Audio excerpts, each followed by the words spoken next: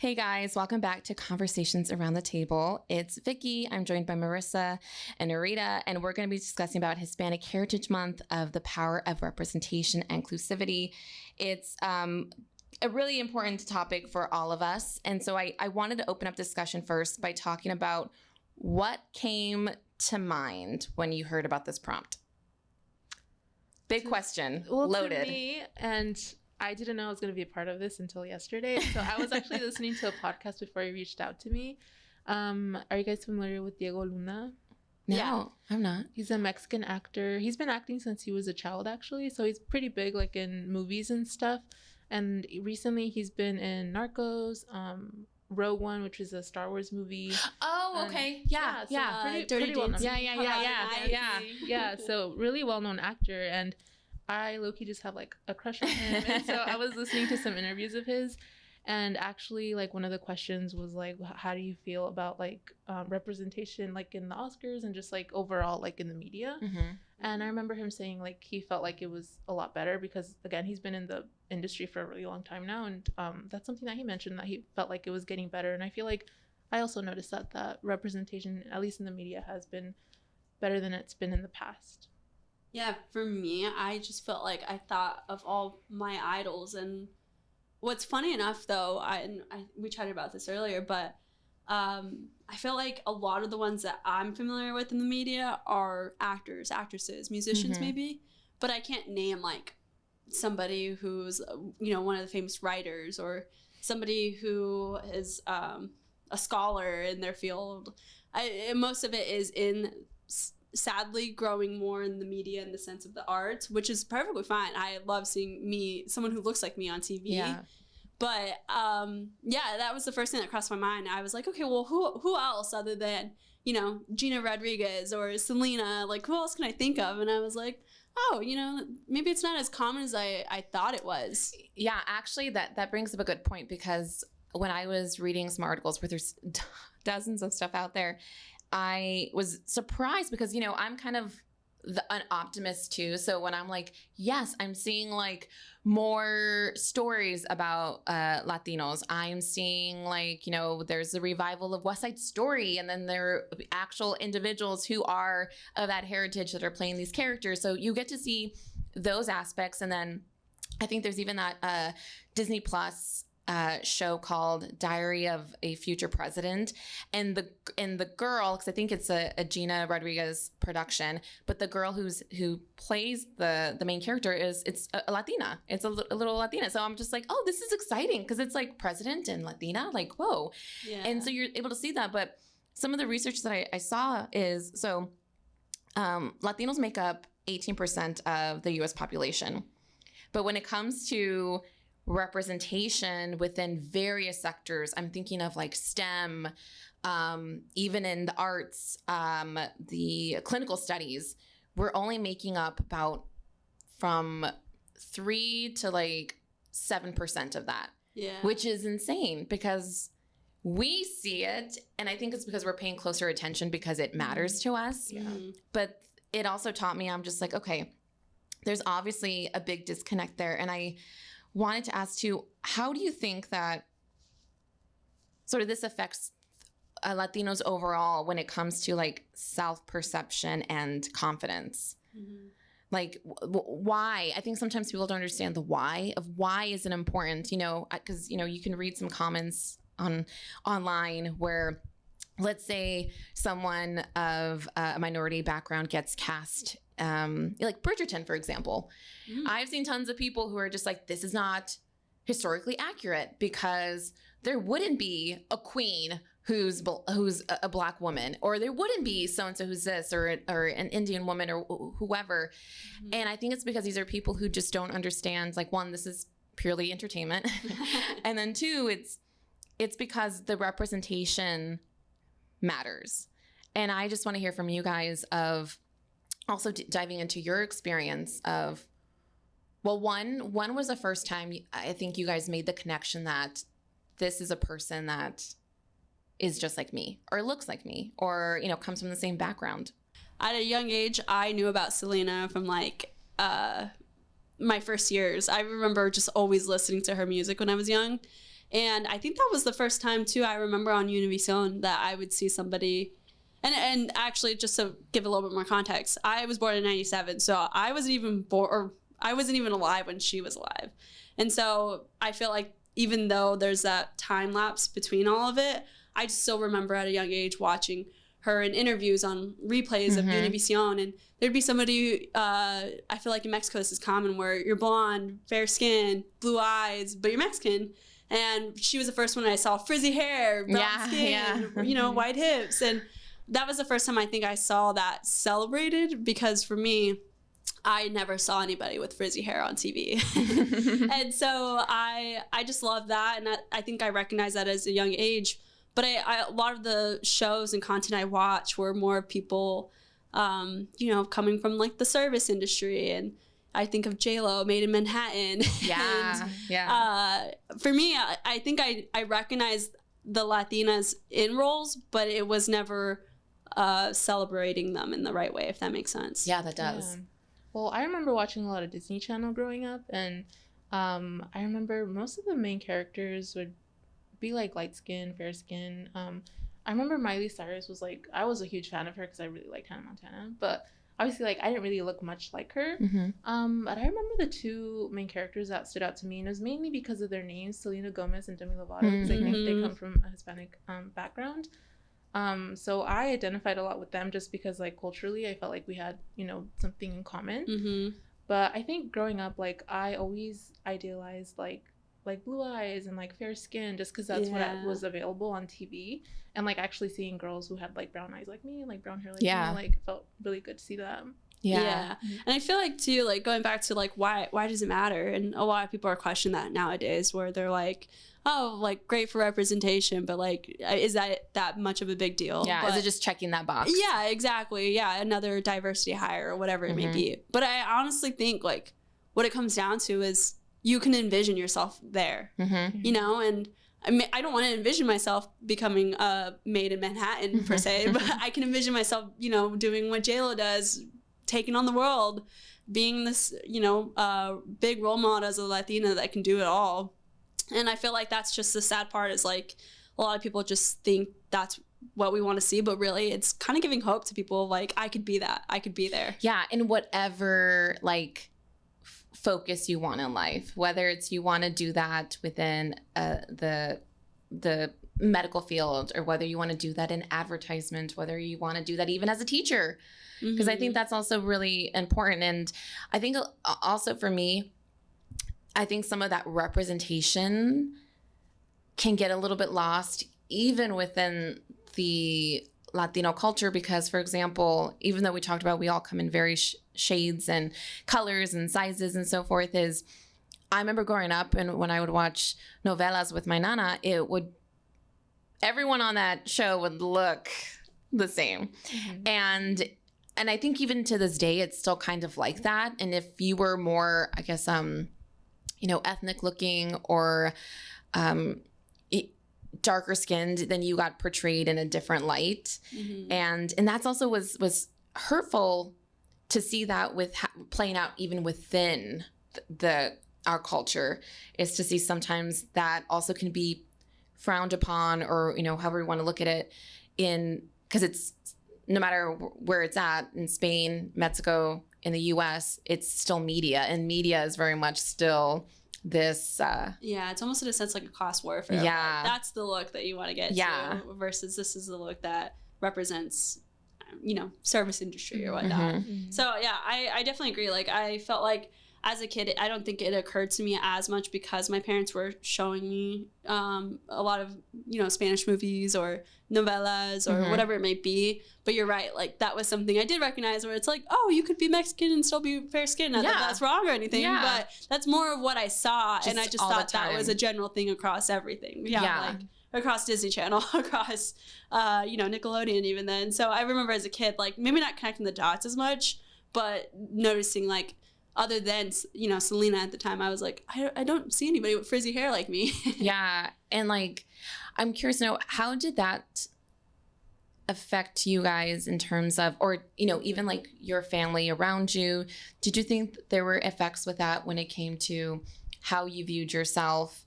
or the potential you saw in yourself? I think not seeing like a lot of people from our cultural background like in the media definitely made you feel a little bit alienated to the society, at least in my upbringing, like in movies and TV shows, like also in books. I remember a lot of the books that I read in high school because I used to read a lot of books. The main character was always like fair skin, like had like blonde hair, and I again alienated, like I didn't connect to the character at all, or like as much as I was entertained, like at the end of the day, like it wasn't an experience that I felt like I would ever achieve or like go through. So I feel like not seeing that representation sometimes it makes you just not picture yourself in the footsteps of these characters. For example, like if a character is achieving something like really big, or like I don't know, has some kind of really successful story, like you don't really see yourself in their shoes because you don't really relate to the character. Yeah, it's very like what the trend or memes where it's like main character status or main character vibes is like, now we're like, yeah, I'm the main character of my life kind of thing. But I think that speaks to like what you were saying of because you didn't see it, you can never envision yourself like, I could never be the lead of a school play, or I can never be the lead of even like a book. I remember because I like writing, and I have always wanted like had a goal of like writing books. And so I remember once for a school project in English class, we had to write a kid's book, and I just unbeknownst to myself just started writing. And I remember reading it the first draft, and I was like, who I'm describing as like not someone who, well, like is a reflection of me at all. And I thought that was so interesting, like in 10th or 11th grade. And I was like, that's so weird. And I remember I like sat there and I struggled with it. And I was like, how do I do this? Like, is the like once we write it, because once you would write it, you would then go to class and do like peer assessments kind of stuff. And I was like, are people, if I redo this to something that's more authentically me, are people going to get that? And then I would not be sure. So then I ended up writing animals, like talking animals, because I was like, that seems neutral. But even like in that sense, like it made me question too of like, well, people won't understand it, but I'm like, now I'm like, that's okay. Because like everything that we create in life and that we put out there isn't always going to appeal to the masses. And that's fine, is because really what you're trying to do is you're trying to give a voice and attention to people or yourself, really like your inner child self that didn't seem to have that. Yeah. I even feel like, tying this back to stories and whatnot, like a lot of what I see in the media is about gangs, cartels, whatever that sense may be. But I remember growing up watching movies that showed like the trials in life and the upcomings and the underdogs winning and, coming from nothing. And that's a story I identify with, is like my family came from nothing and now we've made something for ourselves and, try to achieve that American dream that everybody's wanting. And I feel like those stories are never in the media or never talked about, or it's because nobody wants to watch that, I guess. And It's which is the sad part. It's not as entertaining. Yeah. And so I feel like that's why there's also a lot of missed opportunities in that sense. It's just the stories aren't being told in a way that we all can identify with. It's more so of like, oh, I mean, I've never came across that going to Mexico, Yeah, that's a good point too, because like one thing I thought about when I was reading these things was like a lot of this comes from it like we're all saying like change, we need to do this. And then really when you begin to think about it, like it's all getting funneled because we need more Latinos in certain positions to begin to like then further reach up that funnel and get to that top. And it's like, okay, so we talk about more representation in Hollywood. Well, we can't put that on the actors because I'm sure they're trying and they're like going after roles and being told no. And it's like, so then where does that begin? It's like, okay, then you go down. Well, there's directors. You need more Latino directors. And it's like, then you need writers. And then like that really you begin to see like how it funnels. And actually came in my inbox yesterday that the New York Times appointed their first Latina like a newsroom editor. No? And yeah, and I was reading her article too. So one, obviously we know the New York Times has been around for a very long time. And it's always, to me, whenever I see things like this, where I'm like, in recent times where I'm like, you're the first Latina to do this, or they're the first Latino to do this, or whatever it is. Like, it's very exciting, but also sometimes in my mind, I'm like, that's crazy. Like 2022, and then we're getting the first Latina to head up a department in the New York Times. And, you know, and her sort of like feature piece talked about, well, like things are going to change because we need more diverse perspectives and stories and so forth. And it's all going to start, like, that's where you got to start. You got to start in the newsroom in order for that to be picked up by the media and the masses. And, you know, I would love to see more of it. Like, I'm thinking of America Ferrera right now, where she's finally achieving that, where she's wanting to direct more, produce more. I don't know if you guys ever watched the show Gentefied, but it's a great show, too. Yeah. And that was the first time where I grew up watching this movie, Blood In, Blood Out, Bound by Honor. Yeah. It was the first time I ever heard somebody say, okay, like, I get it, Blood In, Blood Out. And I was like, whoa, like, I've never heard that reference before. And, you know, other than my family who's actually watched the movie. Yeah. And so it's just really cool seeing little things like that, like, finally come to life. Of That's like, a good... I grew up, you know, joking about that too with my family, or I grew up, you know, talking about what it's like to have somebody who speaks full Spanish in the house and then somebody who speaks English kind of translating, and that whole dynamic of, even though you're not siblings but cousins all living together, and that closeness. I remember in that show, that was the first time like I saw that come to life, and it made me so excited to keep watching. And sadly, you know, of course it didn't go on for another season. Like, it got canceled after 2, which I wasn't surprised by. But that's a good point, though, because like I think sometimes that representation can just be more of like the physical, the, you know, outer layer, and like that's very much true. But it's also the small things, like it's, you know, language, it's references that people, like you said, like you have never seen that until that moment, and you're just like, oh, I love that movie. Like, yeah, that's what I talk about. And I think that's like, the same thing, like even talking about Wizards of Waverly Place. Like, I know, it's so funny. And that wasn't necessarily my like era of Disney, but my little sister watched it, who's a few years younger than me. And I remember like it was also a very fun one because it showed a mixed family. Yes. And so it wasn't necessarily like, oh, we can only have people of the same race be married and have the same race kids and so forth. Like it so that also was a very interesting like way of having more representation and inclusivity. And yeah, so that's actually a good one. I never, because you think these are kid shows, but that's the important part. Yeah. Is that it starts as kids when you're consuming this stuff. Yeah, I still remember that episode of when she had to learn some Spanish. And is that when Shakira came in? No. But the episode, I remember she was like pronouncing every word with an O at the end. Oh yeah, it was like no. You remember that one? I think there's also a quinceañera episode as well. Yes, there was a quinceañera one, and so yeah, there's little things like that where I remember as a kid too. Yeah, I would identify with that, but it was only for a short moment of time. You know, it never like lasted as much as I guess I had hoped. I remember another one too was when Vanessa Hudgens was in High School Musical, and I was like, oh wait, right. What? And for me as a kid, I was in love with Zac Efron. Funny enough, my boyfriend's name is Zach, who also has dark hair, blue eyes. Middle name Efron. Zac Efron, still available. I'm just kidding.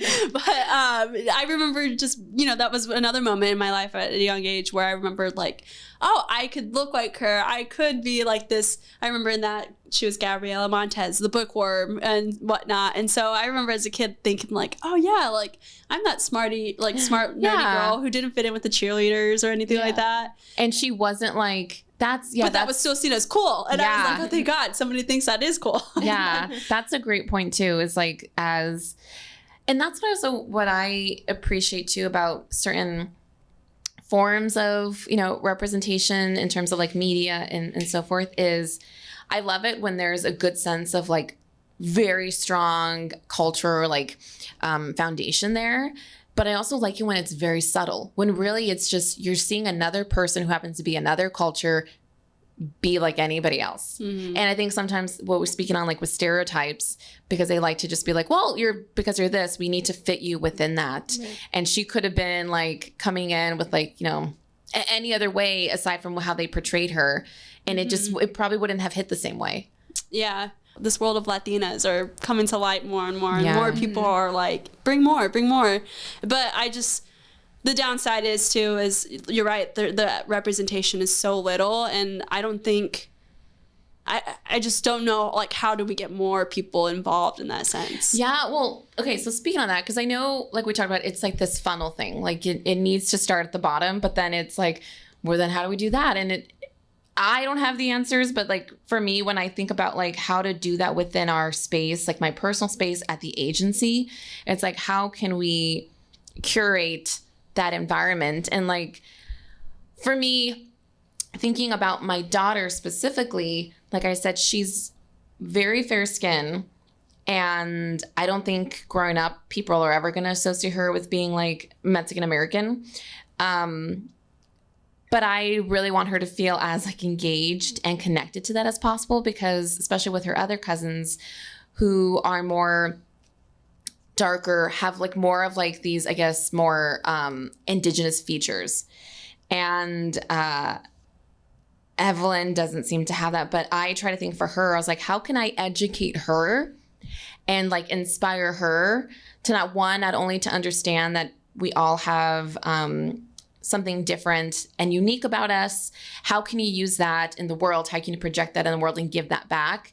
But I also want her to feel confident enough to be able to be like, whatever you decide to do in life, like think about how you want to tell that story. Think about like the impact you want to make. It's not so much like, I think people just think right away, think, you know, race and ethnicity, which is a huge factor to that. But it's very much just the jointment of like what makes, you know, America, which is this melting pot. Mm-hmm. And I love that about hearing from different people and getting individuals to express who their whole authentic self is, because I think like we talked about, there's like a certain period where you kind of just like, oh, I'm gonna shut this off and like be at work and that whatever that means. Mm-hmm. And I love it to like eventually get to a place where people really don't have to do that, where they don't have to correct someone how to say their name and just be like, oh, you could just call me this, you know? Yeah. This is a very poor way of bringing this up, but I remember there was I think he's an actor. He was a comedian. I saw it once, and it was like with Alan DeGeneres, and she couldn't say his name. And she basically was just like, how do you say your name? And she's like telling him to express, and he was like, okay, time out. You take the time to learn like Timothy Chalamet. He's like, but you can't take the time to like learn my name. Yeah. And it's true. It's like that is like, that's a very brief deciding factor of like when something becomes inclusive. Mm-hmm. It's like you have to take that action. And so I'm curious, I know you guys don't have all the answers, but how do you guys do that within your own space? Yeah. Well, for me, I mean, just to give a little bit more to my background, when I decided, hey, I want to go to college, you know, that was something that was not an abnormal thing, but for my family, like it wasn't a common goal. Mm-hmm. Or maybe even then it was just never thought of as like a feasible goal.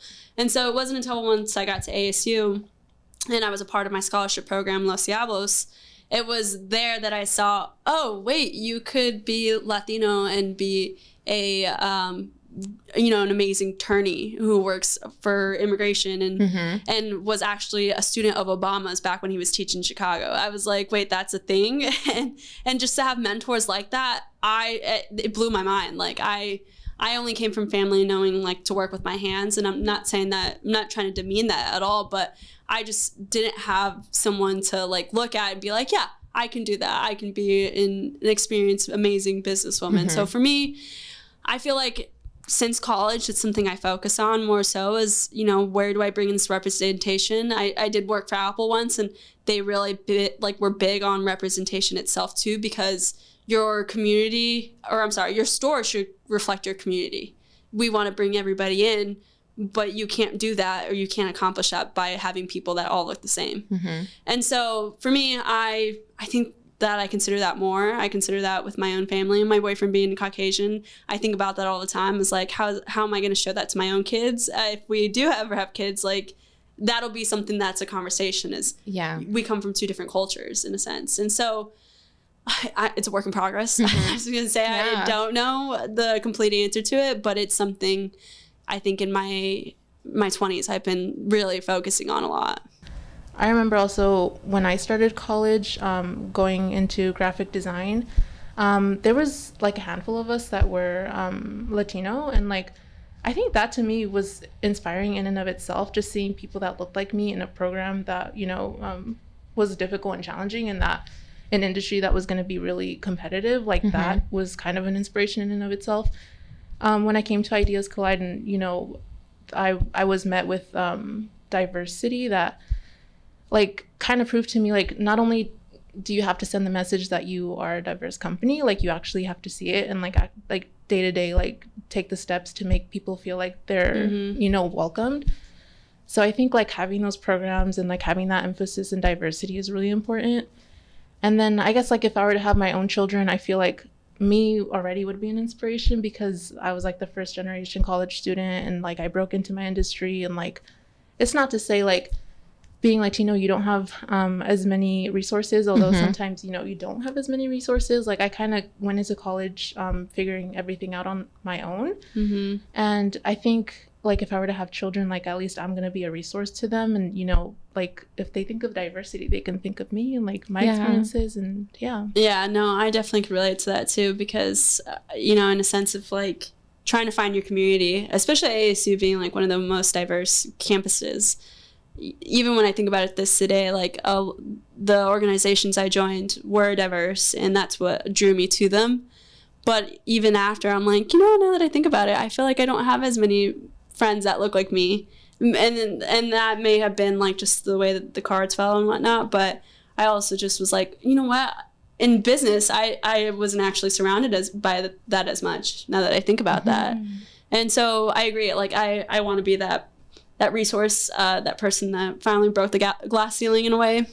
But it's hard because you realize like how much that dwindles down when you really focus on the idea of like who can I identify with, or who can I say I want to do that and achieve that. There's not that many, at least that comes to mind for me, which is kind of sad. And it then draws to yourself, and then you taking that in and being, I guess, your focus for the rest of your life, really. I have two questions, but my first one is, did your parents ever talk to you guys about, was there ever a point where they're like, well, the reason you don't see yourself too much is probably X, Y, and Z, or, in the real world, it's going to be like this? I'm just curious, did your parents ever sort of, I guess, prep you? No, I don't think so. I grew up with a single mom, and she was a super hardworking woman, and I think like she always reminded me to like be humble and like know like where I came from. But I don't feel like that was really ever emphasized. I wonder too, is that because, I think that's like your story actually inspires this question, is because like one, your mom was a single mother who just, her goal was just to provide and protect. Do you think that sometimes that played a part into like we talked about resources? And it's also, because I'm assuming she's your first generation. Yeah. And so she probably wasn't familiar because she's so consumed with obviously being the mother and the nurturing mother. Do you think that played a part? Yeah, I think she did really like focus on just, keeping us afloat. And like, she knew that I wanted to go into like the creative industry, but she honestly doesn't really know much about the creative industry. And I feel like a lot of our parents don't really know what we do for work. No. Yeah. And especially with like the language barrier, the culture barrier, like there was never a point where she told me like, okay, that industry, like there's not really people that look like you or come from your background. It's something that I kind of grew to learn like once I got into college, like, okay, there's not too many people that have done what I'm doing that, have the same upbringing as me. And so, I guess those resources that I, had to find for myself, like, I think my mom was always there to support me, and she knew that I had she knew I was capable, because she herself was like capable to survive. Because, our parents, or at least in my case, my mom's main focus, like growing up and, having kids, is to survive ultimately. Yeah. And like my purpose was to like find a purpose, I guess, like figure out what like I want we to do. had that. You had that opportunity. I don't want to even say leisure, but we had that opportunity because I know if I can go on about sort of like the generations before us and like the sacrifices, and also because of their parents, probably more traditional, probably, more centered in these roles that they have in life. Like if you're the wife, you do this. If you're the mother, you do this. And I slowly feel like for me, my sisters were breaking out of that a little Yeah. bit. Yeah. And so, I think that's the interesting thing is like we had this opportunity to get to explore that. Yeah. Yeah. And do we like so my other question for you is, as a designer, getting to be creative in that sense, does it ever occur to you to be, or is it easy for you to be able to like insert your creativity or your feedback to like, this could use more diversity, or we're not seeing enough representation here? Do you ever find like you encounter that a lot? I think so. I don't know if like in my day-to-day I see it as much, but I think just coming from a diverse background, you have so much like more to offer because you have such a distinct way of looking at things. I think like me being like Mexican American, I don't know about you guys, but a lot of pop references, sometimes I just don't get them, to be honest with you, but there's other things that I can bring to the table. And I think actually about when I worked for the Phoenix Suns, they were doing like translations into Spanish, and my creative director like didn't know Spanish, so like he relied on me a lot for that kind of stuff. And there's been other instances at other positions where like I had to like not necessarily do translations, but make sure that culturally like our audience is getting the message that we're trying to get to them. You know, so coming from a diverse background, there's always that you can always reach like a wider audience, you know. Yeah, it's back to that saying, the more you know, the better you do. Yeah. I feel like going back to your other question about parents, I feel like my parents did a really good job of maybe like not intentionally knowing it, but like using the adjectives in the sense of like, you're smart, you're capable, you're confident. And that luckily played out in my life where I wasn't shy to like go up to, you know, my mom would always send me to go like grab the food that we ordered because I was never too shy to just say, hey, this is mine. So I think they really did a good job of like enforcing that in my head, that I can mold whatever I want to be. Again, going back to the opportunity, we worked hard so that you have this opportunity. And so for me, I have a specific story that I remember my parents always telling, and part of me is not very proud of it too, but I was young, so given that. But I remember we went to Rocky Point, and I think I was maybe 6 or 7, and again, now in maybe first or second grade, that I had looked around and said, why are there so many Mexicans here? And of course, I'm in Mexico, you know, that makes sense. And I think that was like the first time I realized too that I'm like, oh wait, no, I identify with these people, because in schools it was always missed, or at least I just never wanted to be different. And so anyway, just going forward, I think my family did a good job of maybe not telling me like you can be like this person, because there wasn't that many options, but instead really enforce like you're capable of it, which goes a long way, I feel like, even at a young age for a lot of kids. How do you guys feel about the current landscape of you know, even speaking of Latinos in we talked about media, but it's, for me, I'm thinking about like advertisement, or when you go to like your doctor's office, or when you go to you know, maybe like interviews from previous experiences. Do you ever feel, does it ever cross your mind when you're sitting with someone, you're just like, this is not diverse enough? Or like, I'm not, like, I'm scrolling through this magazine and every model here is either like in a sea of common looking people, and then you have your placements, you know? Yeah. I don't know if that's like something you guys actively think about, or if it just kind of happens and you're just like, oh, well, yeah, true. Like when someone brings it up. I feel like I notice it in my day-to-day. I'm always looking for, I guess, I'm kind of searching for where there's lack of diversity. I feel like a really random example, and I don't know if you guys have noticed this, but this happens a lot like in TikTok. So if there's like a trending like song or like sound or whatever, if you go to that sound, like the first like probably like 10 videos, it's normally like white people. I don't know if you guys noticed that, but that's something.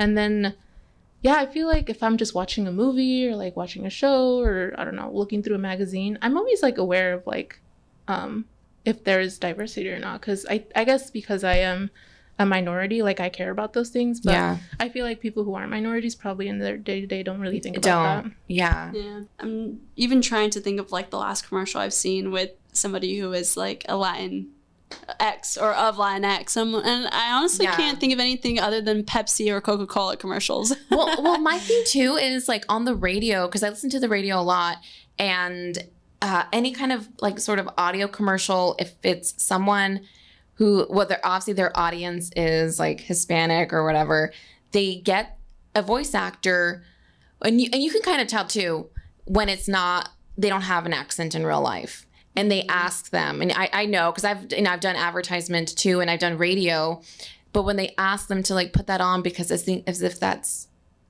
like they need that for the audience to be able to understand the messaging, and I think that's not always the case. Yeah, that just is telling me that we need more Latinos working in advertising too. There we go.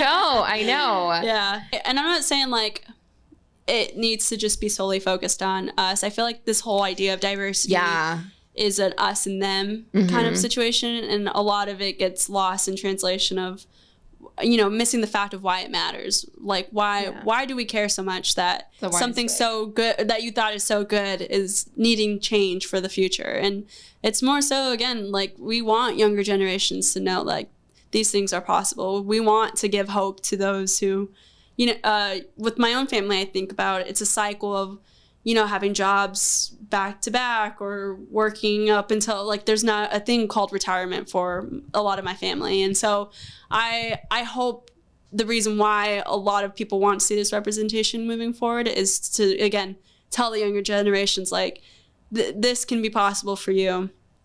Don't think that because you may not look like somebody on TV, it wouldn't be your life, you know?